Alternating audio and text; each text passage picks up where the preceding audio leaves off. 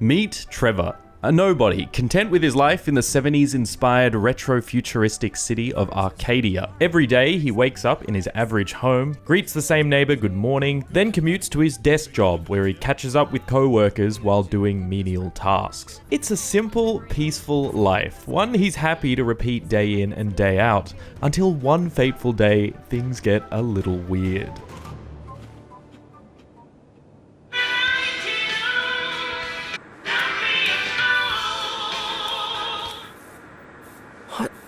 Earth? Now, if you've seen the trailers, you might expect to have a pretty good idea about what this is. This entire city is a facade built to facilitate a reality TV show where the lives of its citizens are live streamed to the world unbeknownst to them. Obviously, heavily inspired by The Truman Show. Fun fact, I had not watched The Truman Show. That film came out literally the year I was born.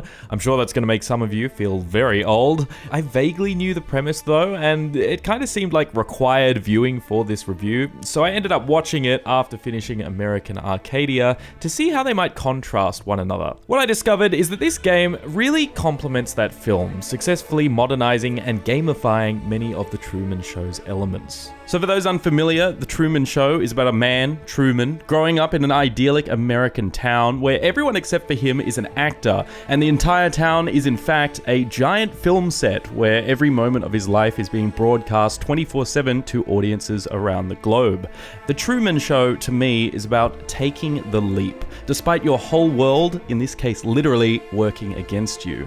The only way out of the fictional town of Sea Haven is through the water, something that Truman deeply fears due to orchestrated events, but eventually he rises to the challenge and pushes through regardless. He's told by his captor that the outside is far worse than the inside, that he already has purpose here. Yet Truman still pulls the middle finger and leaves because of that human drive for love and freedom. A very good movie, as it turns out. American Arcadia is unmistakably similar. The reality TV show setting, the average Joe hero, his escape journey, even the music in this game is clearly riffing off those late 90s film scores. It really wears its inspirations on its sleeve, however, it does immediately reassure you that this isn't a mere rehash. Where like 80% of The Truman Show's runtime is about Truman coming to this world-shattering realization and testing the limits of the charade, Trevor gets all of that out of the way very early on, with the game focusing more on the escape for the remainder of the story. Trevor, believe it or not, is voiced by none other than Yuri Lowenthal of Spider-Man fame. And honestly, his performance in this game is like almost on par with his performance as Peter. Lie number 2. I'm not severely unstable. Or at least I wasn't unstable at that time. And look at me, for God's sake. Who could I possibly represent a threat to? Having said that, compared to Truman, I did find him a less relatable and compelling main character. You see, Truman pushes through his fear of water and escapes, not because someone told him to, but because he truly does just want to be free.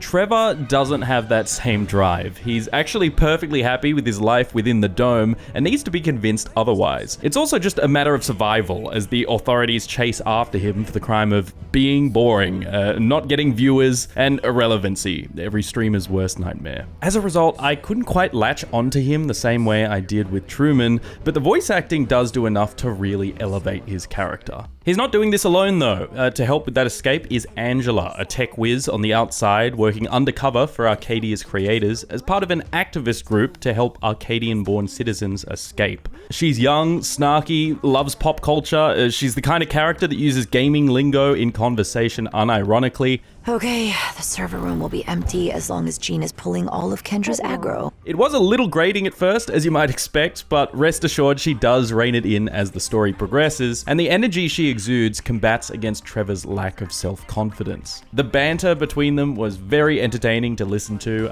They're both similar in their love for gaming and pop culture, albeit from completely different time periods, given Trevor's been stuck in the 70s. But yeah, overall, the performances in this game were excellent across the board, and I definitely bought into the companionship that this duo shared by the end of the game. I know I'm not the most interesting guy on the planet, but I've never hurt anyone.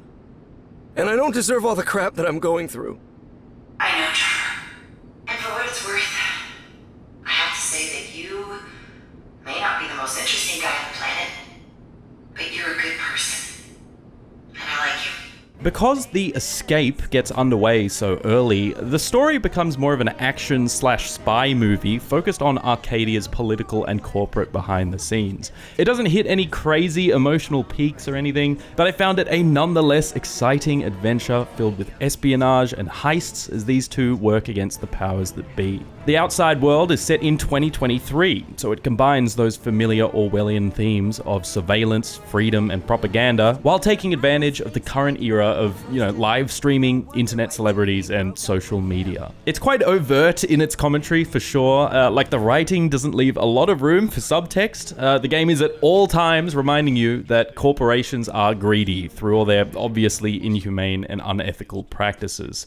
I mean, when Truman's wife kept slipping ad reads into conversation, I actually didn't notice it at first until it suddenly clicked, and I was like, oh wait, that's kind of messed up. I found that subtlety really smart. It asked for some reflection in the way we sort of just deal with and ignore product placement in films, TV, and social media. American Arcadia explores similar dystopian ideas, but it is a lot more on the nose in its approach. Characters will directly comment on these matters, tell you exactly how they feel, even if they're talking to nobody. I think in this case, less is more, and the satirical 70s style infomercials, leaked videos, and interviews that play throughout the story are effective enough in delivering that commentary on their own, so it felt a bit unnecessary for characters to double down on the message so often. The Burbank Act was approved, so Arcadia grew and expanded to the size that Elijah Walton had always envisioned.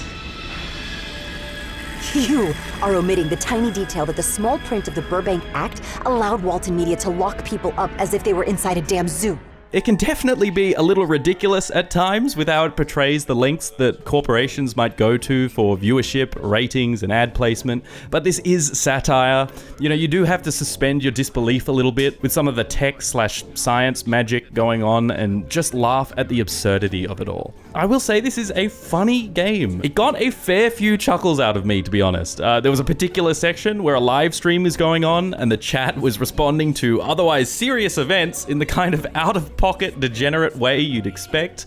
Thought it was hilarious. I did think I'd grow bored of the singular break the system plot. I expected the story to be quite predictable given we've seen this kind of thing several times across various media, but it actually does take a few twists and turns that I didn't anticipate. If you think you've already experienced this story just because you've watched The Truman Show, for example, I reckon you'll be pleasantly surprised here. It's a well-paced, well-constructed, and clever 7 to 8 hour story that kept me intrigued throughout, and bringing it all together are a series of similarly clever puzzles.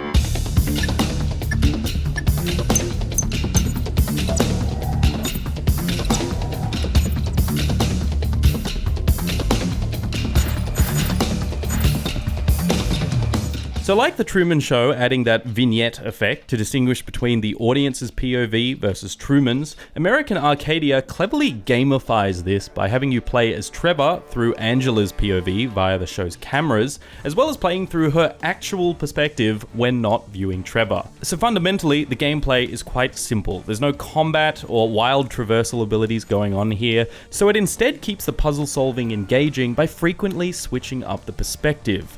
As Trevor, you're playing a 2.5D side-scrolling platformer, just pushing to the right and overcoming obstacles with the help of Angela, who can switch between the cameras within Arcadia, remotely triggering switches and moving machinery. Often the puzzles in this perspective just involve finding the correct order of operations and then moving Trevor along, maybe jumping over some stuff, climbing some stuff, but it'll also up the intensity with chase sequences that require you think quickly while simultaneously controlling him and all the gadgets. When the game shifts to Angela's actual view though, it's a first-person game with no platforming, instead filled with more bespoke puzzle mechanics.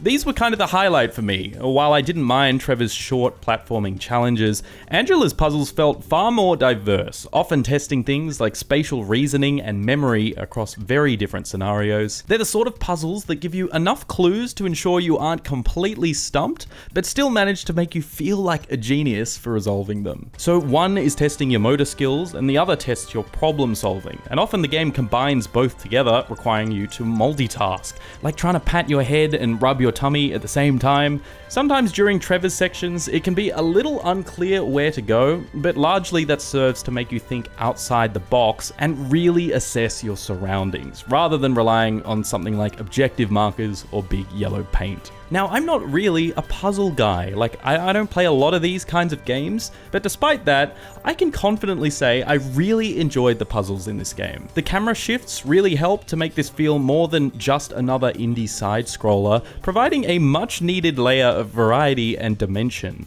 No pun intended. They hit just the right balance of engaging your brain but never feeling frustrating or overstaying their welcome. Just short little head scratches feeding you that small sense of success before ushering you to the next stage.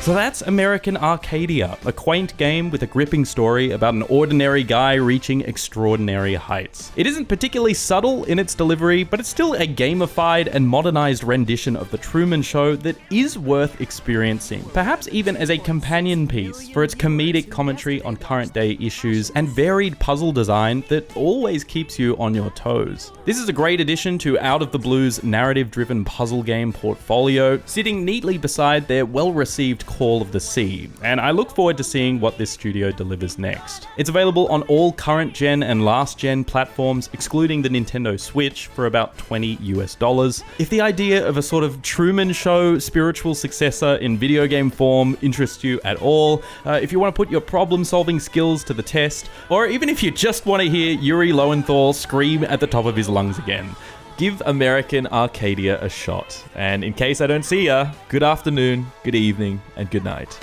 Believe me, don't be afraid.